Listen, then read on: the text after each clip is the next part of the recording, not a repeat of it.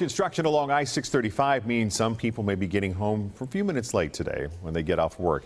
Now, bridge work closed the northbound Route 9 ramp onto southbound I-635. That's in the Riverside area. Closed earlier today. It won't reopen until August 12th. There are detours in place. Also on 635, there's work being done on the north and southbound lanes right over State Avenue in KCK. There will be only 2 open lanes in this area. At the same time, westbound State Avenue to southbound 635 is closed, and eastbound State Avenue to northbound 635 is also closed. All of those detours are marked. This construction project will last through September, so plan on that. We have information on the detours on our website. Just go to kshb.com. There's an alert section towards the very top of the page.